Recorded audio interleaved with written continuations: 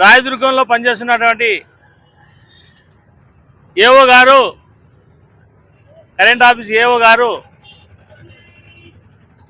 బాధ్యతలను విస్మరించి పనిచేస్తూ అనేక ఆఫీస్ నందు కూడా అధికారులు మెమోలు ఇవ్వడము, పని చేయలేదు అన్నటువంటి దృక్పథంతో అధికారులు గతంలో కొన్నిసార్లు మెమోలు ఇవ్వడం జరిగింది. ఈ ఏఓ గారు అధికారం చేతిలో ఉంది కాదా అని ఇష్టం వచ్చినట్టు వ్యవహరించడం, తన దగ్గర పనిచేస్తున్నటువంటి వాళ్ళను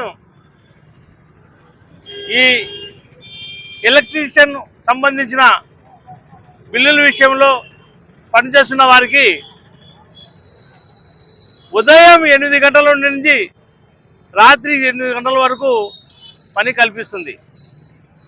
అంటే ఉదయం 8 గంటలకు ఎట్లా రావాలి, 8 గంటల తర్వాత ఎట్లా పోవాలి, ఇలాంటి హరాస్మెంట్ గురి చేయడం జరుగుతుంది ఏవో గారు.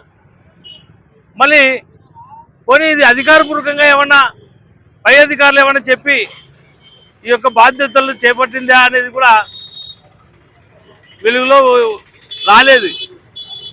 అయితే అధికారి కూడా చెప్పుకోకుండా ఈమె మాత్రమే అధికారం చలాయిస్తూ అధికార దుర్వినియోగానికి పాల్పడినట్టుగా కూడా తెలుస్తూ ఉంది. ఇట్లాంటి పరిస్థితుల్లో మరి అధికారిని ఎన్నిసార్లు చెప్పినా, ఎన్నిసార్లు ఇలా జరుగుతున్నా కూడా మరి కరెంట్ ఆఫీసు అధికారులు ఏం చేస్తున్నారని చెప్పేసి ప్రజా సంఘాల నుంచి మేము తెలియజేస్తున్నాం. ఈ విషయాన్ని ఎంతో క్లుప్తంగా పేపర్ ద్వారా, సూర్య పేపర్ ద్వారా వచ్చినటువంటి కథనాల ప్రకారం చూస్తే మరి వెంటనే అధికారులు వీటి మీద చర్యలు తీసుకోవాలి. చర్యలు తీసుకోవాలనేటువంటి పరిస్థితి ఏర్పడతా ఉంది. కారణం ఏమంటే పత్రికల మీదకే మరి పత్రిక ఇచ్చినందుకు పత్రిక యజమాన్యం మీద, పత్రికల మీద కేసు ఇవ్వడం జరిగింది. కేసు ఎట్లా ఇస్తారు? మీరు ఏమన్నుంటే అధికారికి పలానా విషయం పేపర్కి వచ్చింది, ఈ విషయాన్ని మళ్ళీ అధికారులు ఎన్నిసార్లు చెప్పినా మాట్లాడకపోవడంతో, ఎన్నిసార్లు పేపర్కి వచ్చినా చర్యలు తీసుకోకపోవడంతో మరి ఎస్సీ గారికి కంప్లైంట్ చేయడం జరిగింది. అయితే కంప్లైంట్ చేసినారనే ఉద్దేశం మీద పోలీస్ కంప్లైంట్ ఇవ్వడం జరిగింది. ఈ పోలీస్ కంప్లైంట్ మేము వ్యతిరేకిస్తున్నాం.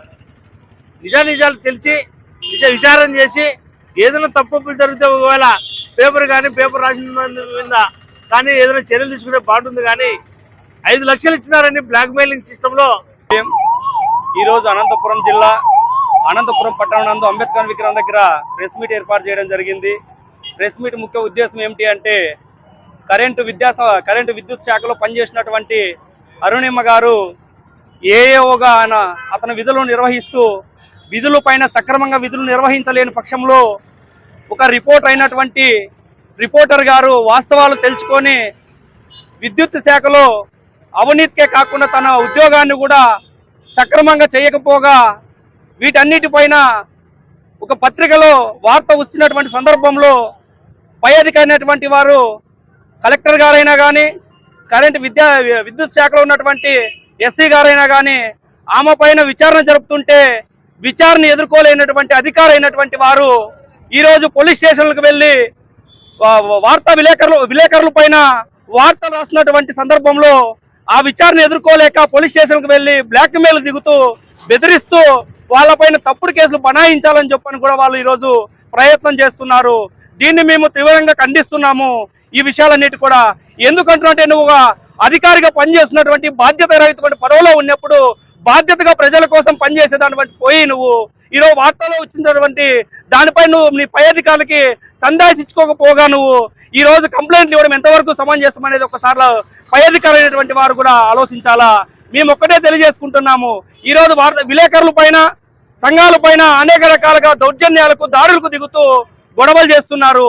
ఇలాంటి అవినీతి అధికారుల పైన కానీ, సరైనటువంటి డ్యూటీలో సరిగ్గా చేయకపోయినటువంటి అధికారుల పైన కానీ పై అధికారులు వెంటనే స్పందించి వాళ్ళపైన పూర్తి స్థాయిలో విచారణ జరిపించి చట్టపరమైన చర్యలు తీసుకోవాలా, వాటిని విధుల నుంచి కూడా తొలగించాలా. అదేవిధంగా పోలీస్ డిపార్ట్మెంట్ వారికి కూడా ఒకటే తెలియజేస్తున్నాము, ఈ దేశంలో చాలా ముఖ్యమైనటువంటి వ్యవస్థ మీడియా వ్యవస్థ.